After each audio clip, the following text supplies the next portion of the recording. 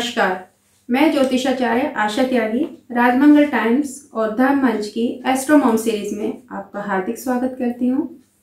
हम सभी माताएं अपने बच्चों की शिक्षा को लेकर, सेहत को लेकर हमेशा परेशान रहते हैं।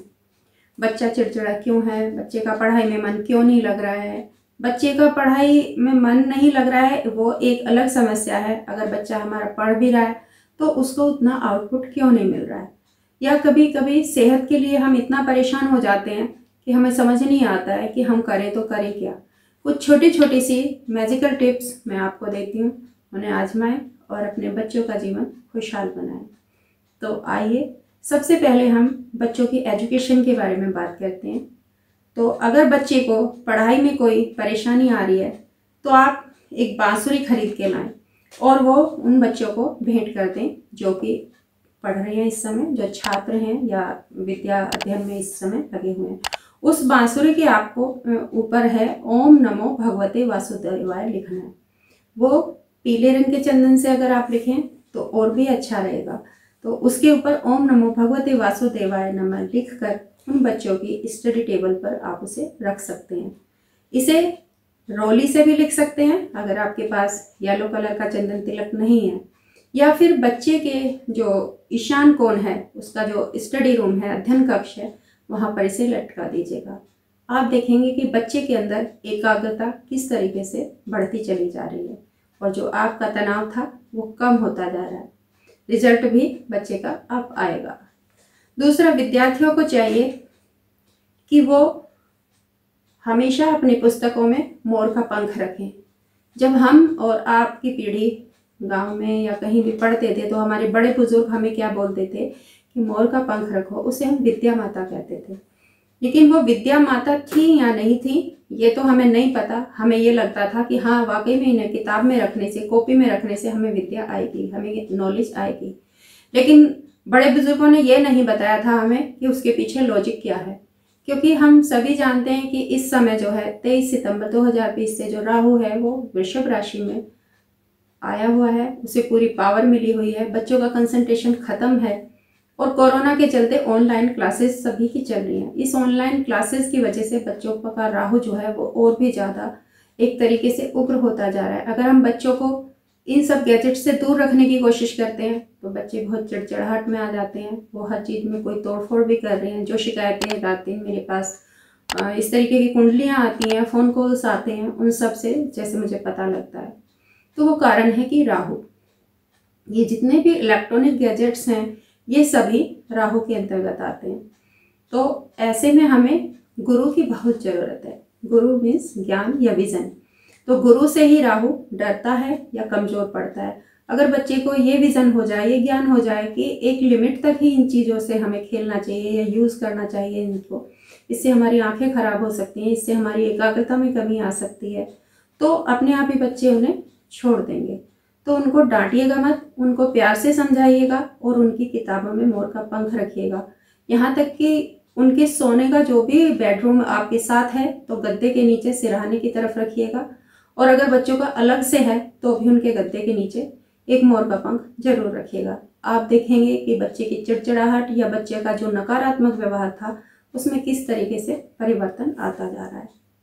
तीसरा, अगर आपके पास कैपेसिटी है कि आप किसी की हेल्प कर सकते हैं, सभी की तो इतनी कैपेसिटी नहीं होती, लेकिन थोड़ा बहुत जितना भी आप बेयर कर सकते हैं उतना, अगर आपके आसपास कोई गरीब बच्चा है तो उसको पठन पाठन की जो सामग्री है, हम कन्या नोचते हैं या हम कंजक जो हैं वो जिमाते हैं, उस दिन अगर हम पठन पाठन की जो सामग्री है उसका वितरण उन बच्चों को करेंगे तो आप देखिएगा कि आपके बच्चों को किस तरीके से विद्या अध्ययन में लाभ होता है, और उससे आपके बच्चे भी एक सकारात्मक जो वो है उस धारा में आएंगे और वो एक रवैया सीखेंगे कि हमें कुछ चीज़ें हेल्प करने से कितना सुख मिलता है। तो आप कोई भी जो ज़रूरतमंद है आपके आसपास उसको ये पुस्तकें रेगुलर भी दे सकते हैं, बच्चे के जन्मदिन पर भी दे सकते हैं, किसी खास दिन पर भी दे सकते हैं। आपको ऐसा असर लगेगा कि आपके बच्चे का अपने आप ही पढ़ाई में मन लगने लगेगा। एक तांबे के ऊपर जो ताम्र पद होता है उस पर एक सरस्वती यंत्र, उसको किसी भी गुरुवार के दिन अपने घर में स्थापित कीजिए या किसी शुभ मुहूर्त में, जैसे हमारा रक्षाबंधन आ रहा है, उस दिन पूर्णिमा का दिन होगा या कोई भी और त्यौहार हो सकता है हमारा, उस दिन उसको अपने घर के मंदिर में स्थापित करें और बच्चों से कहें कि इसकी प्रतिदिन पूजा करें। हो सके अगर बच्चा इतना बड़ा है कि वो सरस्वती मंत्र का उच्चारण कर सकता है तो 11 बार वो प्रतिदिन सरस्वती मंत्र का उच्चारण करे। और माँ सरस्वती को अगर ब्लू कलर का फूल, एक परिजात का पौधा आता है जो 12 महीने फूल देता है, परिजात की बहुत सारी किस्में हैं लेकिन ब्लू कलर का जो फूल है, अगर परिजात का पौधा घर में लगाएं या बाहर से भी लाएं, माँ सरस्वती को अर्पित करने से केतु संबंधी परेशानियां भी दूर हो जाती हैं। कुछ बच्चे पढ़ाई करते समय कुछ ज़्यादा विचलित होते हैं, उनके लिए हम गले में एक सरस्वती यंत्र बनवा के पहना सकते हैं। इसके लिए पहले इसे हमें गंगा जल में, दूध में शुद्ध करना होगा और किसी योग्य ज्योतिषाचार्य या पंडित से इसकी प्रतिष्ठा करानी होगी। इसकी पूजा प्रतिदिन करें या फिर गले में बच्चे को धारण कराएं, उससे भी बच्चे का पढ़ाई में मन लगना शुरू हो जाएगा। पढ़ते वक्त बच्चे का जो टेबल है उसका मैं पहली वीडियोज़ में भी बताया था कि उसका मुंह उत्तर या पूर्व की तरफ होना चाहिए। उसकी जो स्टडी टेबल है उस पर बुक्स कम से कम या इस तरीके से रखी हो कि सीक्वेंस में बिखरी हुई ना हो। पानी का एक गिलास या बोतल, मैं हमेशा अपनी वीडियोज़ में या अपने जो भी कॉलर्स हैं सबको बताती हूँ कि पानी की बोतल आप अपने टेबल पर जरूर रखिए। आप खुद भी काम करते समय पानी की बोतल रखिएगा, अपने बच्चे की भी स्टडी टेबल पर पानी की बोतल रखिएगा। क्योंकि जिस तरीके से हम और आप बात कर रहे हैं, इस समय अगर हम किसी मंत्र की चैंटिंग कर रहे होते तो वो पानी उसे सुन रहा होता। क्योंकि पहले ज़माने में जब बच्चों को टोक लगती थी, नज़र लगती थी, हमारी दादी नानी बुआ क्या कहती थी, मंदिर से या मस्जिद से मौलवी जी से पानी पढ़वा कर ले आओ, तो वो पढ़ा लिखा पानी माना जाता था। अब हम जब खुद पढ़ रहे हैं या बच्चों को पढ़ा रहे हैं तो वो पढ़ा लिखा पानी जब हमारे बच्चे पिएंगे तो उनके अंदर कंसंट्रेशन आएगा ही आएगा। उसका एक साइंटिफिक लॉजिक होता है। एक कारण मैं ये भी समझती हूँ कि अगर बच्चे को प्यास लगी और पानी उसके पास अवेलेबल है तो एक घूंट पानी पिया, उसने फिर से चैप्टर बदल लिया या सब्जेक्ट बदल लिया, वहीं के वहीं उसने पढ़ना शुरू कर दिया। लेकिन अगर पानी की बोतल नहीं है तो पानी पीने के लिए बाहर जाएगा, बाहर 4 चीज़ें उसे आकर्षित करेंगी, थोड़ी देर उसका जो है और कंसंट्रेशन कम हो जाएगा, पता चला कि उसका मूड ही बदल गया, मूड स्विंग्स हो गए इसको। तो ऐसे में भी पानी को आप इस तरीके से भी ले सकते हैं कि कंसंट्रेशन बढ़ाएगा या नहीं बढ़ाएगा, लेकिन बच्चे का डिस्टर्बेंस तो कम करेगा ही करेगा। तो आप बच्चे की जो स्टडी टेबल है उस पर पानी की बोतल भी जरूर रखें और बच्चे को बोलें कि इसी से आप पानी पिए। दूसरा, जब बच्चा रात को सोने जाए तो सोने से पहले उसे चांदी के गिलास से पानी पीना चाहिए। चांदी का गिलास में पानी पीने से बच्चे का चंद्रमा और शुक्र दोनों ही मजबूत होते हैं, क्योंकि हमारी बॉडी जो है वो 5 तत्वों से मिलकर बनी हुई है। चांदी जो है वो हमारे चंद्रमा और शुक्र दोनों को, खासकर चंद्रमा को स्ट्रॉन्ग करती है। पहले लोग जो थे धातुओं के बर्तन में खाना खाते थे, स्वर्ण धातु या जो था ये चांदी या तांबे, इन सब को यूज़ करते थे। आज के समय में हम यूज़ क्या कर रहे हैं, सिर्फ स्टील, कांच। तो हमारे बच्चों को मिल क्या रहा है, वही मिल रहा है। तो इसलिए सोने से पहले उसे चांदी के गिलास में भरकर पानी पीना चाहिए और तब उसे सोने जाना चाहिए।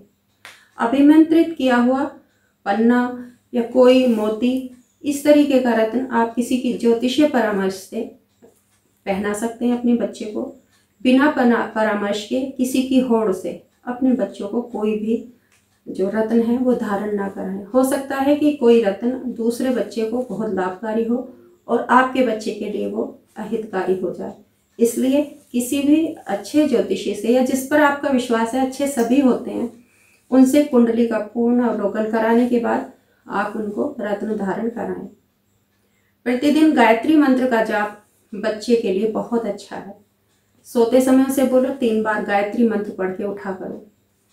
तो सोते समय 3 बार गायत्री मंत्र पढ़ के हम सोने जा रहे हैं। सुबह सुबह अपनी दोनों हथेलियों को, छोटे छोटे बच्चे आजकल तो इंग्लिश मीडियम में भी, कराग्रे वस्ते लक्ष्मी, कर मध्य सरस्वती, कर मूले तु गोविंदा, प्रभाते कर दर्शनम, इस मंत्र का जाप बच्चे करें। दोनों हथेलियों को रब करें, अपने चेहरे पर फिराएं, जिस तरीके से कि जोत ले जाती है। इस तरीके से हम बच्चों को संस्कारित भी बनाएंगे और बच्चों का कंसंट्रेशन भी बढ़ेगा बहुत सारी चीज़ें हम यूज़ टू करके, और ये सब हम माँओं की ड्यूटी है। मैं मानती हूँ कि माँ बच्चे की प्रथम पाठशाला है और माँ को ही सारी चीज़ें बच्चे को सिखानी होती हैं।